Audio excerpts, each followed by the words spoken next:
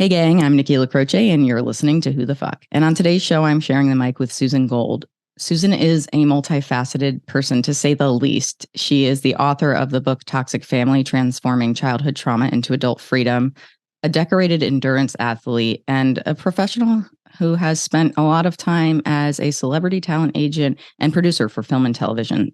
So today we're going to dive into how Susan has become who she is today, and more specifically, how sometimes the winding paths that we take give us the resilience we need to live the life that we want on our terms. Welcome to the show, Susan. I'm so happy to be here. I've been waiting. I've had my chit in my hand. I love it. I love it.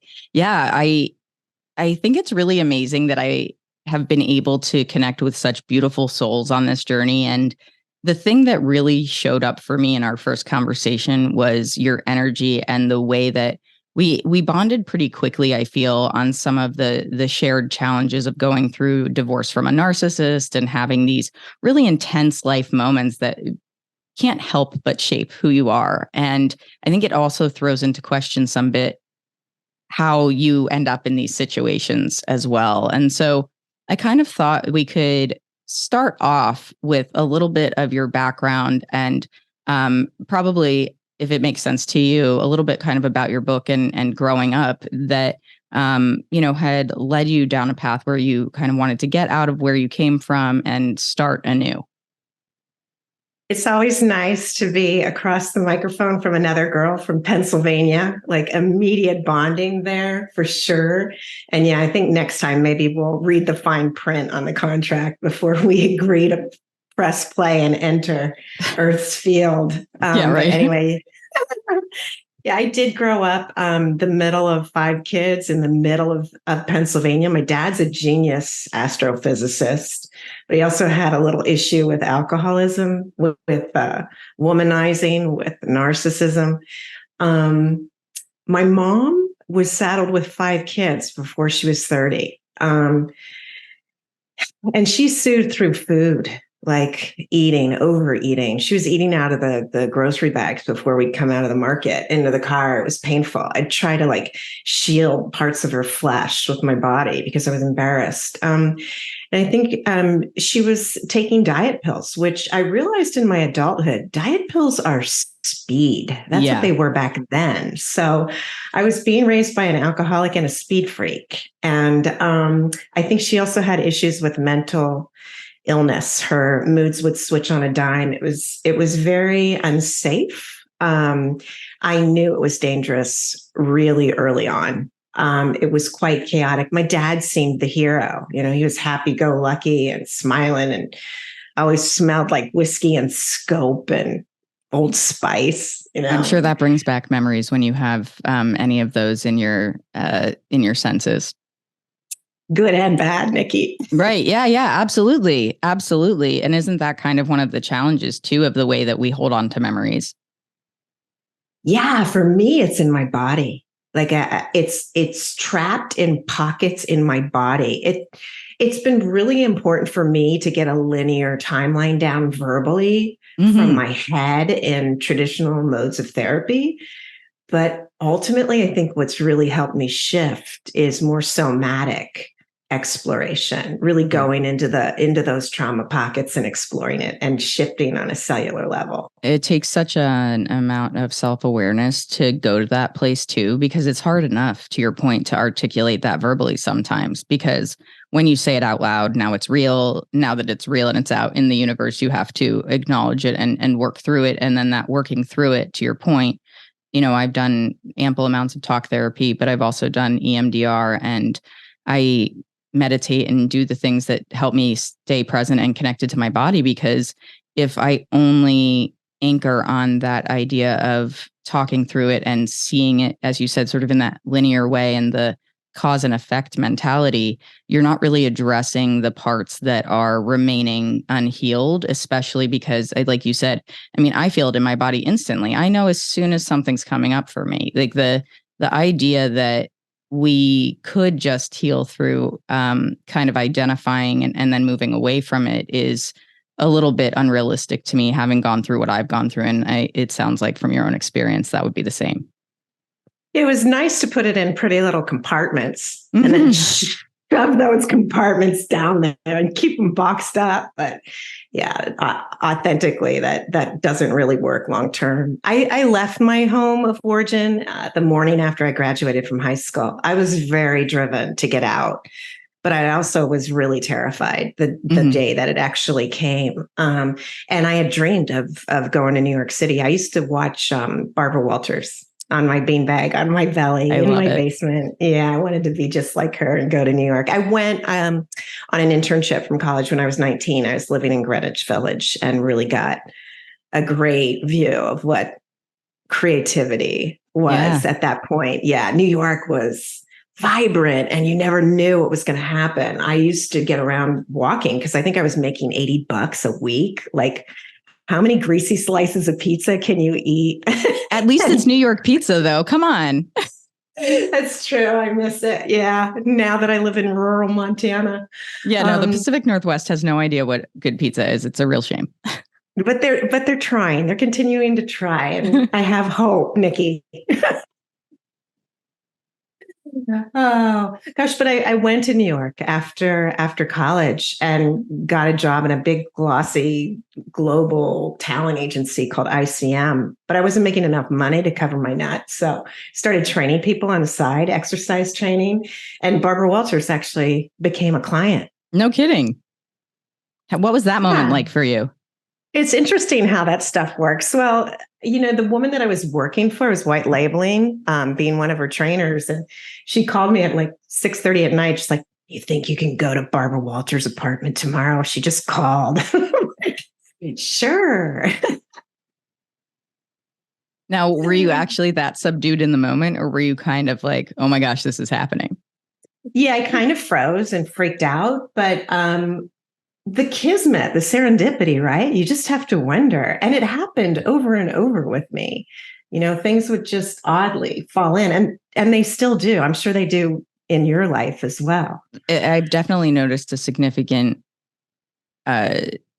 increase in those synchronicities once I let go of a lot of the pain and struggle that I was dealing with. It was sort of tempering that those historic beliefs that you have about yourself or the way that you thought your life was going to go, and then realizing that there's really only possibilities ahead of us. And so when you open yourself up to that, I see just the massive amount of potential that there is. And so I try to not limit myself to anything. And therefore, I think to your point, when you really believe in something or you want something to happen, whether it's the exact way that you imagined or not, those things start to make their way into your life more magnetically.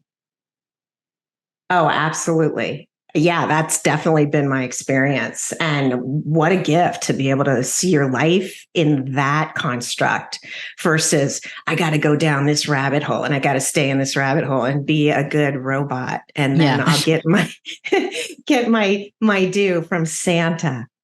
Right. Yeah. Well, and it's a funny little game that we play in that regard, because we do, I think, often find ourselves questioning the reason that we do things, especially as adults, especially when it comes to our profession. And you see more and more. I mean, so many of the conversations I have here are about finding your purpose and driving towards that. And if you can align what you're getting paid to do with your purpose, I mean, you've really hit the jackpot. Yeah, that's taken a bit of time. I did write that book and I hate social media. I just wish I had your social media chops, but I don't. I don't know that I have them either. I'm still making my way in. I'm like, it's hard because I want to have a voice and I want visibility, but it's hard to feel like organically inclined to just create content and put it out there. I almost just want there to be a camera following me at all times, and then somebody else can clip those out and give them to social media. Yeah, it's interesting. I mean, and now we're floating away from topic, but I have to bring it up. Like, this whole digital cacophony just makes me want to puke. Like, if I get another email in my inbox about my new best friend who's got a great webinar for me to join, and they're going to offer me their system or their workshop that's usually $5,297 for 88. I just I'm going to scream. Yeah, there's got to be a better way. I agree with you. And, it's funny that you say that, and we can totally veer back in the direction of the conversation we started. But I will say, I think I've gotten to this place where I just see it all as so generic. So the thing that really differentiates for me is a brand, whether that's a personal brand or a business brand or both. But I think loyalty is becoming a lot more important now because people buy into things and other humans that resonate with them in more of a psychological and emotional way. And if we can tap into that, that isn't strictly based on, well, the psychology of human beings is that if you present this to them and then they say no, but then you present this to them, then they'll say yes. Like, get away from that for a second and just think about what's actually going to add value to these people's lives in a way that affects them beyond sort of this like narrow scope of what you're trying to sell them. And this is probably why I'm terrible at my own marketing, honestly, is because I don't want to feel like I'm selling somebody something. I want somebody to buy into it more organically. And so it's trying to find that balance of like, who are you in the world of the people that you're selling to? And what is it about you or your brand or your product that people feel connected to and will want to remain connected to for the duration of whatever that life cycle is? Yeah, I'm still exploring that. I'm glad that, we got to air that out a little bit now because I think it's important, especially, as AI expands and the way we put ourselves out there shifts. But I'm hoping and I'm finding that people are just naturally drawn. I don't even have to push. And I was a pusher. I was a producer chick. Like I was going to make it happen. I used to show up at 7:30 in the morning and, they'd say, okay, the segment airs at 1:30. You have to have different ethnicities, opposing views on your market set. Go, and like make it happen. Yeah. Well, the good thing about that though is that you have that experience too. I think that I imagine just based on the sheer volume of people that you've had to interact with in your life, both personally and professionally, is that's what opens you up to creating those connections and creating more of that organic magnetism that draws people in. I mean, you've been number one guest on Podmatch for, several weeks running at points when I've been looking, and, you're really creating these dynamic conversations around topics that are not only relatable, but super important. We've gotten to this place where the authenticity is what's going to sell it. And I know so many people see authenticity now as a buzzword, but the reality is that you can't fake it. People know when you're faking it. That's not authentic. And so as much of a buzzword as it might be, there is still, the empirical truth is, who are you and are you showing up authentically? And if that aligns, then people are going to understand that. And if people believe something that then turns out to not be true, they're going to recognize that inauthenticity and they're going to start to distance themselves from it. I think that's, both personally and as a professional in communicating with people, is there's a lower threshold of tolerance for people who are bullshitters. Yeah, I think we're starting to see through it as a global population, as a community, and with so many structures becoming outdated, antiquated, or literally stepping out of a patriarchal matrix that just is not a fit, right? Yeah. Like I couldn't have said it better myself, Susan. Oh, I think you could have. I might have needed some more time at least. You raise an interesting point too, because I feel like part of what we were talking about in terms of learning to process those things that you've gone through in life, and especially coming up as a child, that, we weren't given the tools to help us cope along the way. So a lot of what we've had to achieve in adulthood and actively choose to do is ask yourself, what is it that you're feeling? What is it that you don't like about your life or that you want your life to be? And start to create the framework for yourself so you can step into those next moments of your life and build that foundation that really helps you move forward. And I think the way that people are interacting now, and while the digital space definitely changes the dynamic that people have when we're interacting, it has also built a lot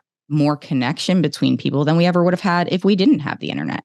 I mean, I think about, how would I ever know 90% of the people that I know, including people I work with? So it's definitely, I think the pros and cons are always going to be there. But one of the things that I love is the exposure to the things that you can do to help yourself, to heal yourself that we are able to offer to other people as a result of having that connectivity. Yeah, I have to agree. I mean, just having these podcast conversations that I've had, they've really reflected back who I am and where my mission is and where I'm going. It's just connecting with that human on the other side of the screen. And yeah, I don't know where we'd be, if we didn't have it. And I'm grateful that we do. Yeah, absolutely. And I feel like there's this really beautiful impact that can be made because of these types of conversations. For me personally, just having the sheer volume of conversations with people that are so different, their lives are so incredibly different than mine. But there's these common threads that just come up and you think, gosh, this is the goodness of humanity, The thing that I am so blown away by, and I think you exemplify this in the way that you show up and the work that you've done, is we are not the things that have happened to us.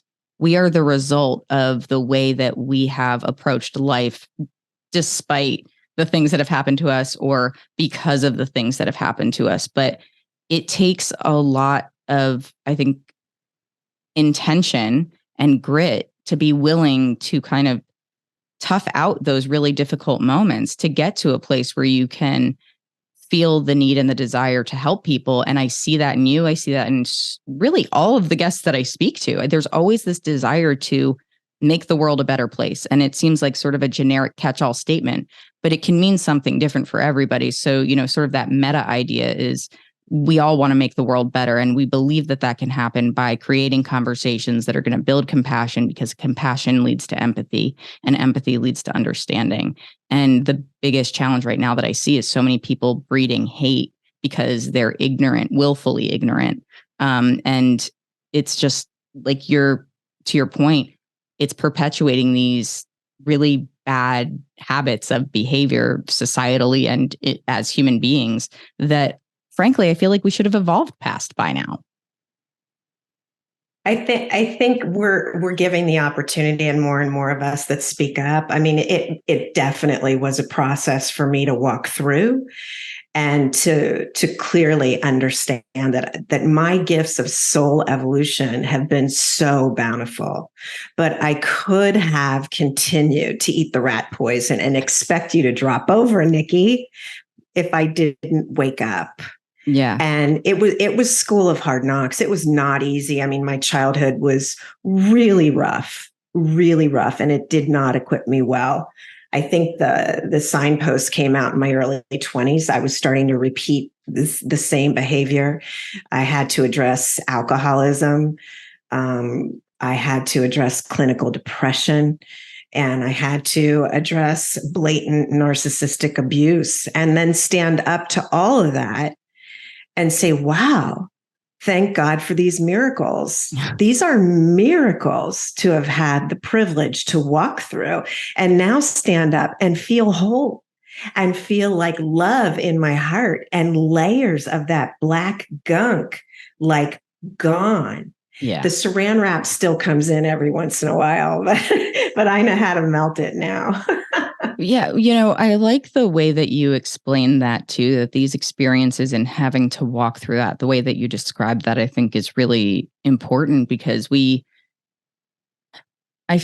my experience, when I've been walking through it, you're kind of searching for a reason. You're like, why the fuck is this happening? Why is this my life? How is this my life right now? Shouldn't it be different? And I think that there's this inner knowing when you're in those moments. I really believe just knowing the people that I know through the podcast, my friends that have had, their own really deep-seated traumas and things like that, my own experiences, it's like there are two types of people in this world. There are the people that will perpetuate their victimhood and the people that will work endlessly to heal as much as possible. And I am the last person who wants to victim blame or shame somebody. But when people do that themselves, when they remain comfortable with the discomfort, then they're not, the way I see it is you've sort of given up on yourself.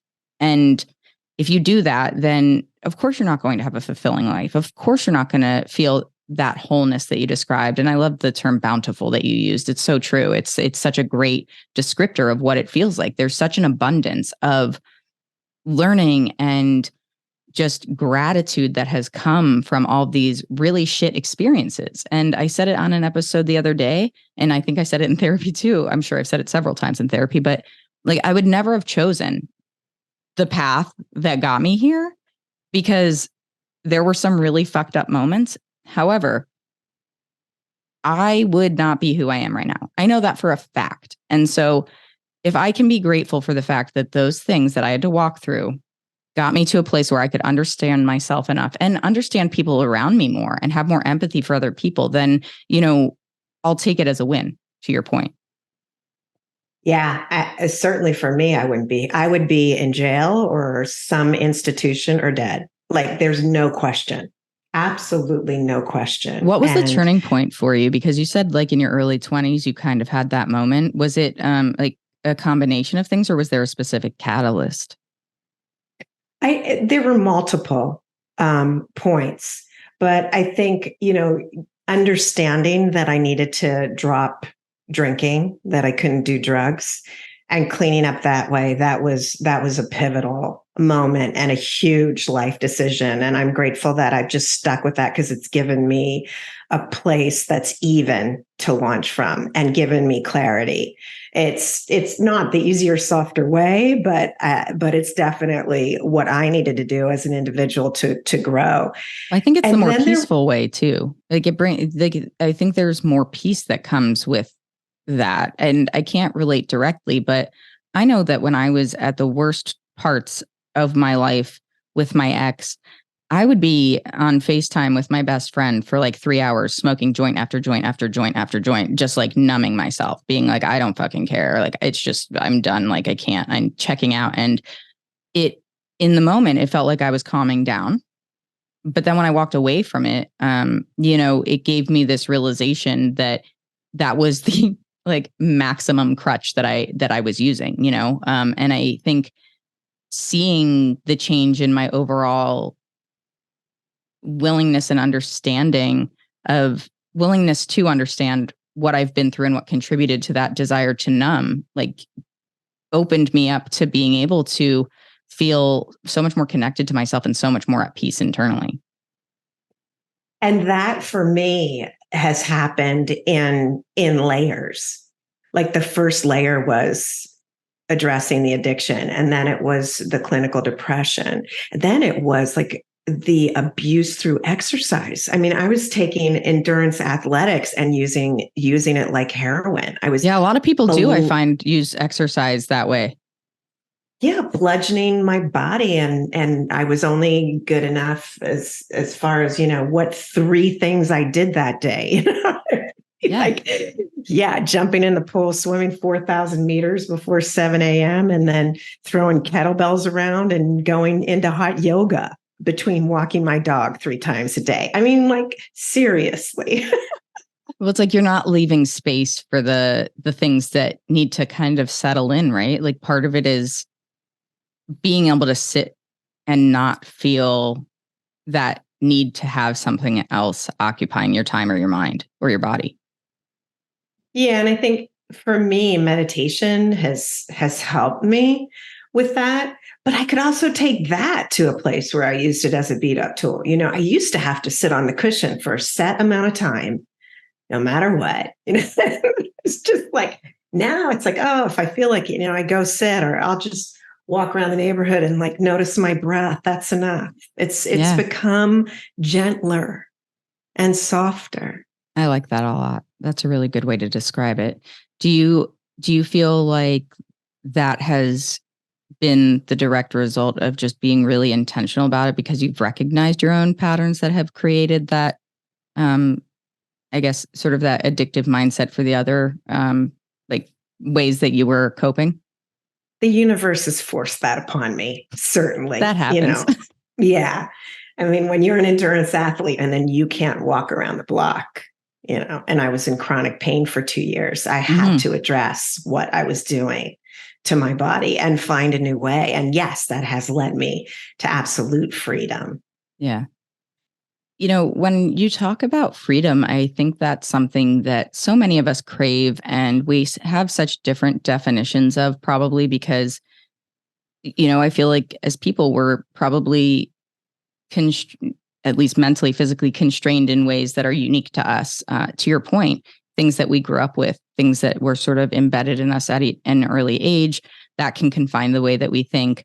And to me, freedom is really about having the choice, being able to decide what you want to do, being able to decide who you are, how you show up in the world. And I'm curious, from your perspective, how would you define freedom when you think of it in terms of where you're at now? Well, 10 years ago, someone said that word to me and I didn't even understand what she was talking about because I was so boxed into my regimen. I went to sleep at a certain time. So I'd get up at 4 a.m. so I could go to that pool. So I could run home and fix breakfast for my son and then take him to school and then come back. But it was like XYZ. And God forbid you fluff around with that schedule, So there was no freedom and I didn't choose freedom. I didn't want it. I didn't understand that I actually could benefit from that. And I'd worked for myself most of my career. I had ferreted out my own schedule. When the whole lockdown came, it just really wasn't that different for me because I'd already been working virtually and, making my own sort of elements. Yeah, I lost my train of thought there for a sec. No, you're all good. Yeah, I mean, just in terms of sort of what freedom means to you, and well, I guess based on what you're saying, right? It sounds like you had structured your life so much that you were not inviting freedom in, and that was somewhat by design, based on what you just said. Yeah, because I felt it kept me safe. Mm-hmm. I mean, that speaks volumes, by the way, because I mean, I imagine, let me speculate here based on my limited psychological knowledge, but I imagine that stems back to you being a child and not feeling safe in your own home growing up with your parents. Would you say that's probably at least in part, where that was coming from? Oh, that would be totally in part from where it comes from. Yeah. I did everything I could to stay mom and perfect. Yeah. Yeah. So it sounds like part of it was also to show up for your son in a way that you didn't feel you were shown up for by your parents. Yeah, absolutely. I was really ambivalent. Had really mixed feelings about becoming a parent. Mm-hmm. I mean, I would look at dogs on the street, not baby carriages and babies, And then I was at the point where I thought, oh, well, chances of me getting pregnant are so slim. My friends were doing in vitro in their 30s, and I was already past that point. But I felt like, yeah, maybe I would miss something. Maybe I could be a parent with some kind of consistency and level of respect for my offspring. And when that dipstick turned blue, I was 42. And I thought, oh wow, how's this going to work out? Yeah, I can imagine. But I was 43 when I delivered 10 hours door to door and natural. And I'm really glad I had that privilege. And I really feel like I broke the chain. I did everything I could to give them a solid, stable platform. We knew what was coming. There weren't a lot of questions. There was no violence, no raising of voice. I treated him like an individual, a human being with his own pathway, his own journey to have. And I tried to be supportive. Yeah. And I do think it's one of the best things that I've ever done. He's in college now, trying to get through in 3 years instead of 4. Where's the wood? Well, hey, you raised an ambitious one then, so good for you. I love that you made the comment about breaking that chain and that cycle, because I do feel like some of what we're really experiencing now, in a really significant way in society as a whole, is the dynamic between parents and children has changed a lot. I see my sister has a 2-year-old, 3-year-old, and a 5-year-old. And they're these adorable humans with very unique personalities. And she is so loving, generous, kind, but also firm and disciplined and able to regulate because you have to as a parent, right? But the thing that my friends and I always talk about is it blows our minds when we hear parents, or when they do it, when they apologize to their kids a little bit, because it's like, we weren't getting apologies from our parents. I could probably say twice, I remember my mom apologizing to me about something as an adult. And so it's like this acknowledgement, as you said, treating children like individuals, understanding that the way that they're reacting is a reflection of how they're feeling, not just necessarily an impulse. Some of it might be impulsive, but try to understand that a little bit so you can cater your response more respectfully towards that child. Whereas I think so much of what was what my childhood was like is I was really impulsive, very much undiagnosed ADHD, and that made me very ready to escalate if I wasn't getting something I wanted. And the solution was grounding me. And listen, my parents, I think, did a really good job raising me overall.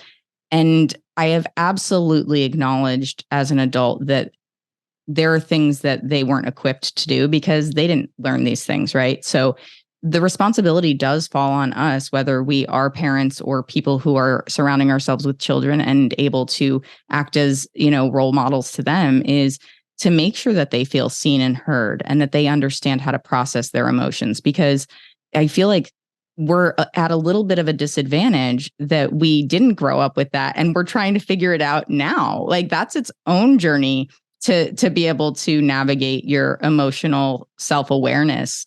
In your 30s, as I quite recently have discovered. And I think if we can raise people to have the hard discussions in a way that is more palatable and more civil, then like you resolve things faster and more effectively than just sort of taking this old model of behavior and perpetuating that. So, I mean, more power to you for recognizing that within yourself and seeing that opportunity with your son. I'll let you know how it works out, Nikki. You're like, jury's still out. We got a couple of years to go here. So, one of the things that you've mentioned too is you've had a real variety of experiences in your life that have shown you sort of where these gaps were and things that you wanted to kind of re-architect to bring yourself to this place of peace and understanding. So I feel like when we speak, you just have this really bright energy about you. And I can tell that there's so much depth and that we probably couldn't cover many of the things that I would be wanting to discuss with you in a short episode. But, I think when we come to that place of recognition within ourselves and trying to identify where we want to go, we do have to rely somewhat on our gut and our instinct of who we are and that inner knowing, that intuition that we have. Do you feel like, or I should say, how do you feel that helped you navigate the circumstances that you were living in that you realized you wanted to change? So I was highly empathic and telepathic as a young child. I could read thoughts, clearly. Whoa, somebody's trying to come through. Yeah. And it was not welcome. I mean, adults did not like the truth foisted upon them. So I learned to shut that down. But my intuition actually kept me safe and alive, actually. It was really harrowing. And I took that with me and always knew that it was a piece of me and I could read into the feelings and I could read the energies. And that helped me in my career tremendously. I was 25. I was newly sober. I had just been fired from my job because I confronted my boss on sexual harassment, which Barbara Walters volunteered to come with me to work that day. I'll never forget it, but I wouldn't let her do it. And I decided to open my own talent brokerage firm. I had 2.5 months of money in the bank. My first deal was to knock on the factory door and to convince Andy Warhol to do a commercial for Pontiac that he didn't want to do at all. The day I went down there to have a conversation with him, his business manager, Fred, ushered me into his studio, and it was really dark. And there was like a pin spotlight coming down on this platinum hair going 17 directions. And these three pugs are running around the studio, and he's picking up these pugs, and he could care less. Like, why I'm there. He's not even making eye contact, Nikki. It's like so painful. Mm-hmm. And I'm just yammering on. But I see his connection with the pugs. Like, I totally get it. I see it. And I feel his pain because he doesn't really want to connect with the human being in the room. It's about these dogs. Mm-hmm. And he's so isolated within his scribbling, scribbling. Listen to me. He's like a world-renowned artist. And I'm telling you, he's scribbling. But anyway, finally, he stopped and he looked up at me. It was the first time he made eye contact. And he said, "Now, really, why should I do this?" And I just kind of fell silent. And I heard that voice within me. And I said, "Because you can have the pugs in the shot with you." He's like, "Okay, I'll do it." And that like totally was the deal that launched my professional career. And it sort of stamped me with this incredible ability to just naturally convince people of things they might not want to do, but just made sense. So that intuition has always played a role. And ultimately, when I confronted my husband, who was the love of my life, I thought we'd be together forever, but our marriage was way past the expiration date. I knew it. I didn't want my family to disintegrate. I tried to make him come to the table with integrity, with the post-nuptial agreement. Don't do that with a narcissist. Don't divorce a narcissist. Don't marry a narcissist is really the leading piece of advice there, because they will rake you over the coals. Doesn't matter. It's so true. But we got to that last point and I thought, yay, our marriage is saved. And he crossed his arms and his eyes went into those cold lizard-like slits. And he said, "I'm hiring an attorney and I'm filing for divorce." And I heard so clearly, Nikki, this is the universe doing for you what you cannot do for yourself. And that was so true. Wow. I could not relate to that more. I feel so seen by that statement, Susan, because I was experiencing, a decade of psychological abuse, but then, I left because all these crazy events were unfolding. It was very clear that my ex had been living some sort of double life, but gaslighting with a narcissist is a very confusing thing when you're in it, especially. And I made the choice. It was still like during the kind of peak of the pandemic, still vaccines weren't out yet. And I was just like, I'm going back to see my family. Like, I can't do this. I need to leave. I need space. And honestly, thank God I did, because I went back for a couple of months. I was living with my sister. And my mom passed away suddenly, super unexpectedly while I was there. So first of all, like, the universe got me there. I didn't have to A, be with my ex when it happened. B, I didn't have to get on a flight and fly 3,000 miles to just be sitting with that and panicked. Like, I was with my sister. We drove up to see my dad after it happened. And I asked my ex to come to the services. I asked her to fly out because I thought that I needed somebody there. I needed to have the support. And God, it was like, idiot, like, come on, like, this person is not you think they're gonna show up now? And it was like, you couldn't do the bare minimum to begin with. And this was like a moment where if somebody's gonna show up, they're gonna show up. And if they're not gonna show up, they're very clearly never going to show up. And it was like, okay, this is done now. Like, it is done. And I went back to Seattle a couple months later, and first day I was back, said, I want a divorce. This is official. Not listening. I'm like, no, this needs to happen. And then later that night, she assaulted me. And it's like, you will not win that battle with the universe. The universe was like, it is done. I don't know how many different ways to tell you, because I thought, well, I'm going to need her there to support me because I've just lost my mom. How am I going to do this by myself? Well, guess what happened? I divorced her. Good riddance to bad rubbish, as they say. And then I met my now wife, who is like the most beautiful soul I could have ever imagined meeting. So thanks, universe. You figured it out for me. I clearly wasn't going to do it on my own. Yeah, and that's the way that it works. I just need right? to have the faith over and over and over again. Even when you can't Yeah. see it when you're in the thick of it, right? I think it's sort of that blind faith that no matter what happens, you will be okay, even if it means you're not okay for some period of time. And it sounds like you were in that exact same boat. Oh, it was bloody hell. It was perfect storm. All the elements came together. Everything I learned as a child to survive my home, everything I learned as a producer pulling deals together and celebrities out of my butt for programming and the focus and grit and tenacity of endurance athletics, silent meditation retreats, holding no contact. We went back after that mediation session, and he promptly took up residence in the master bedroom. And I, by choice, took a mattress on the floor in a partial conversion in our garage in a home that I had bought and paid for. And I held no contact, including no eye contact, for 1 year in Wow. that domicile. I can't even call it a home. I'll call it a domicile. Well, Until, I'm sorry, go ahead. no, you go. I was just going to say, I appreciate your intention with the use of the words for domicile instead of home, because I very often don't refer to what I had with my ex as a relationship. I refer to it as a situation. So I respect and understand where you're coming from with that. Wow, that is heavy. Yeah.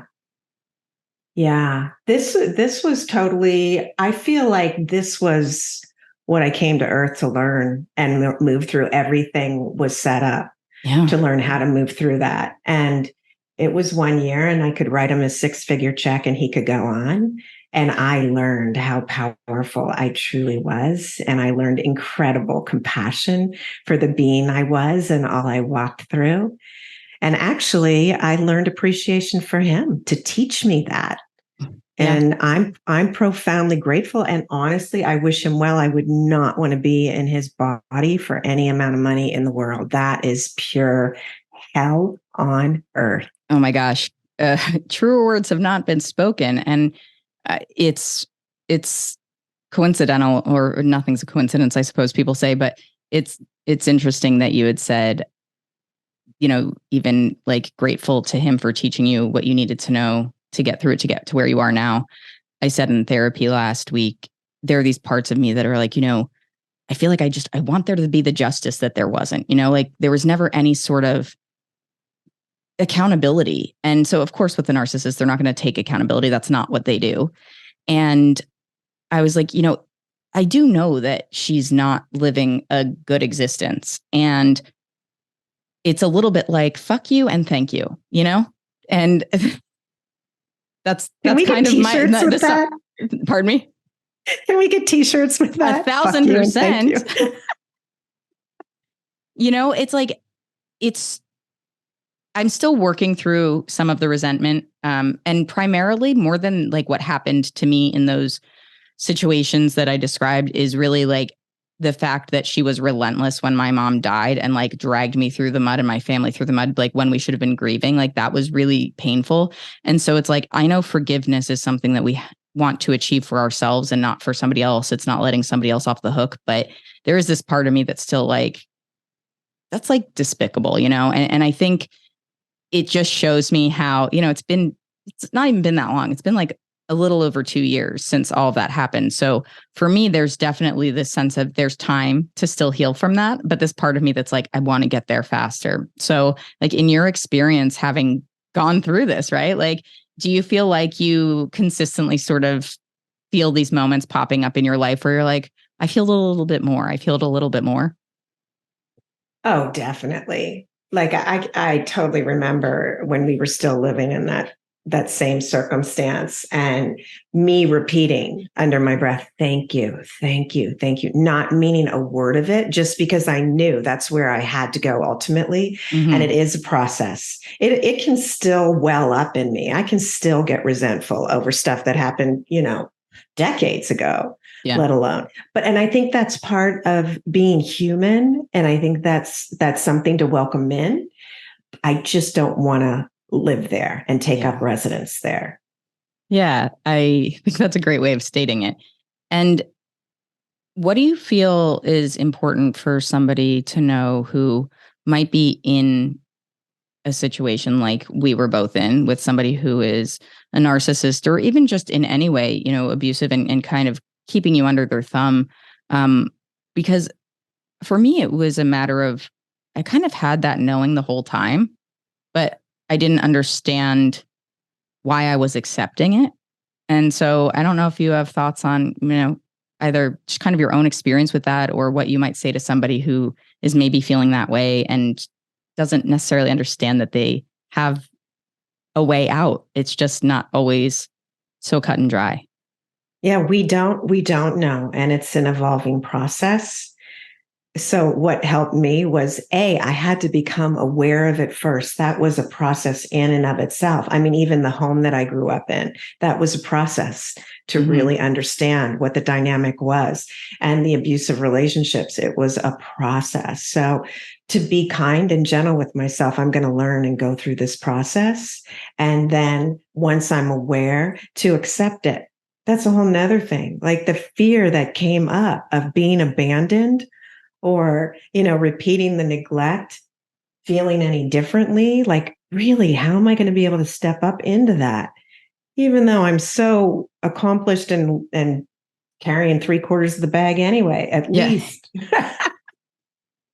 Yeah. And then finally take the action for the Mhm. shift. Yeah.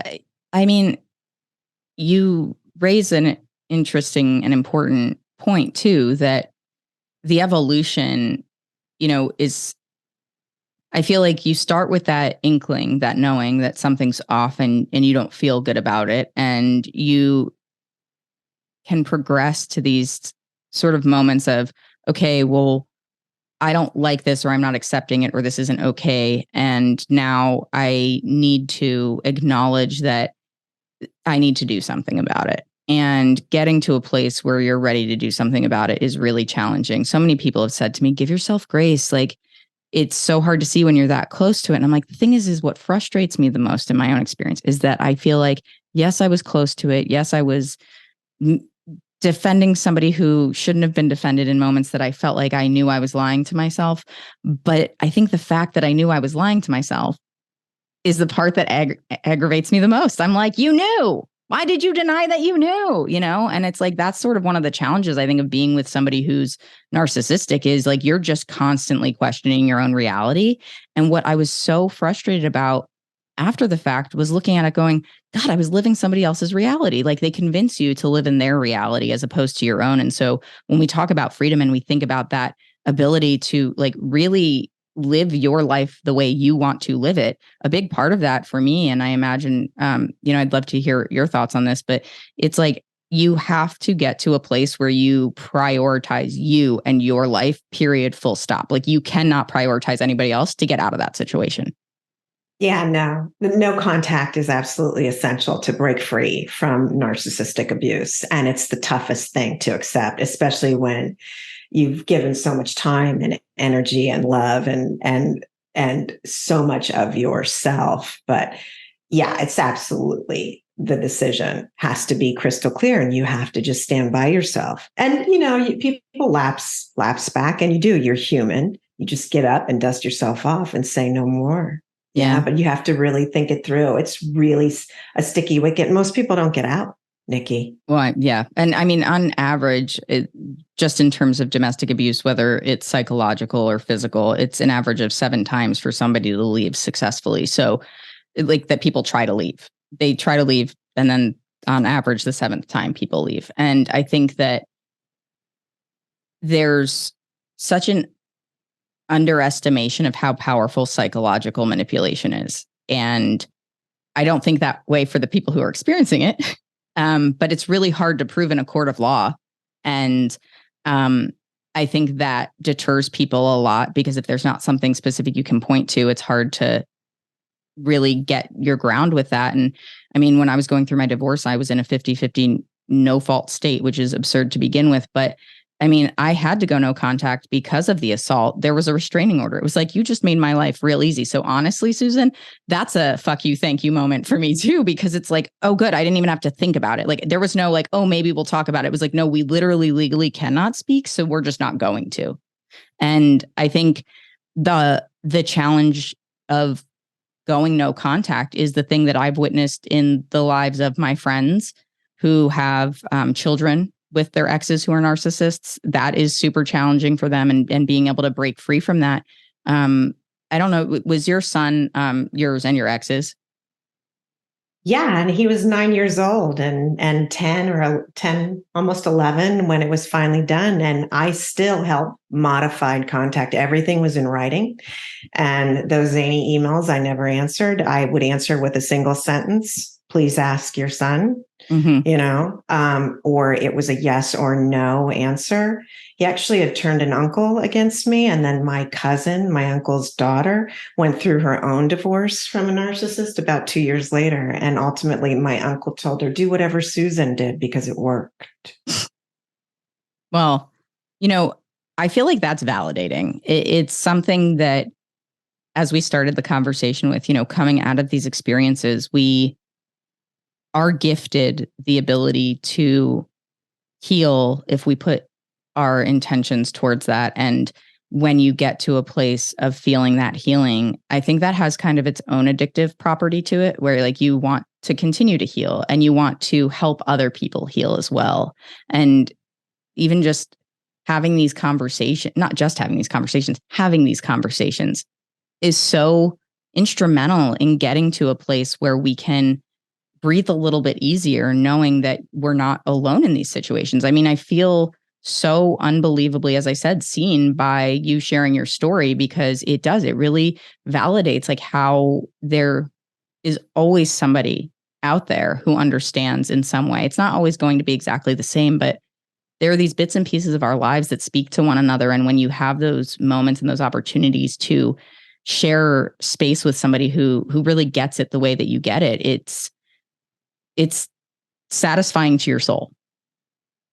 Yeah, and that was a big reason for the book. I mean, it's such a taboo topic, and toxic family, like what a nasty title when you actually have a relationship with your family. I mean, my title was Magical Illumination because that's what I feel like it is, but that didn't address what the book really specifically shares. And yeah, it's really amazing to be able to come full circle, and now people are coming to me saying, wow, yeah, that I totally resonated with that experience you had. And some of them aren't even the experiences that I thought would resonate, with people. It's really a gift of having walked through it, as I'm sure you've experienced yourself already. Oh, totally. And I mean, as we're wrapping up here, I did just want to ask one more question that came to mind. And you had mentioned, going no contact with your ex, but with your father, you said was also narcissistic. Do you speak with your father still? I have a relationship with him. I don't see him often. Mm-hmm. And we never really engage that much. Most of it's, through text. So we have limited engagement, but I have love for him. Yeah. He's really been there as best he could. Yeah. And I understand his own journey, which gave me perspective, but it was a long process in coming around to that. Mm-hmm. Yeah. Well, and I appreciate you answering that, because one of my best friends had married a narcissist, and her mom is just unbelievably textbook narcissist. And there are these moments where I'm just like, I know that going no contact has to be so difficult because that's a parent, right? And at the same time, as I said, it's like at some point it just comes down to you have to prioritize yourself above everybody else. And I was just curious if you had kind of that experience with your father as well. But I'm glad that you are on good terms, because I think that's a beautiful thing to know, that you can have love for one another and give him grace for who he is and how he's shown up, even in those moments when it affected you the way that it did. Yeah. I mean, it's definitely been a process. My mom, I had 3 years where we didn't communicate at all. Yeah. At all. And it was really important to do a lot of work and be able to draw boundaries and have support. Yeah, that was all really pivotal. But I think ultimately this gift of forgiveness that I've been given has really been so freeing, and I'm so grateful for it. Absolutely. I mean, this conversation has just been so enlightening and uplifting. It's funny because we talk about these really deep, difficult topics, and at the same time, there's just so much that can be gleaned from your experiences and the way that you're showing up now, as I said before. And I am so grateful for your time, Susan, for your energy and for your story. And I'm sure this will resonate with listeners. So I'll be sure to put a link to your book in the show notes. But is there anywhere else that you want listeners to be able to find you and follow you, since you're a little bit anti-social media, as we've established? Only if you feel drawn, go to susangold.us. And Nikki, I just want to say that it's not easy what you're doing. It takes a lot of time, takes effort, takes money, takes a lot of production. And you're doing it from your heart. You're doing it in such a wise way. This conversation, and I've had many, I think this is like 66 podcast, 66. Good for you. January. Good for you. But I want to say, this is your purpose, and this is your reason for being. And I just want to encourage you to continue to seek out these conversations. And thank you for the episodes that you've had out. And I encourage your listeners, if you haven't heard them, go back and check them out, because they're really rich. Susan, thank you so much. That is so generous of you to say, so kind and so fulfilling for me. It's really a gift to be able to do this and to have the conversations that we're having. So thank you so much for that. It means the world to me. And I really look forward to where our relationship can continue to go. Hopefully we'll continue to keep in touch. And, you never know where the world will bring us, right?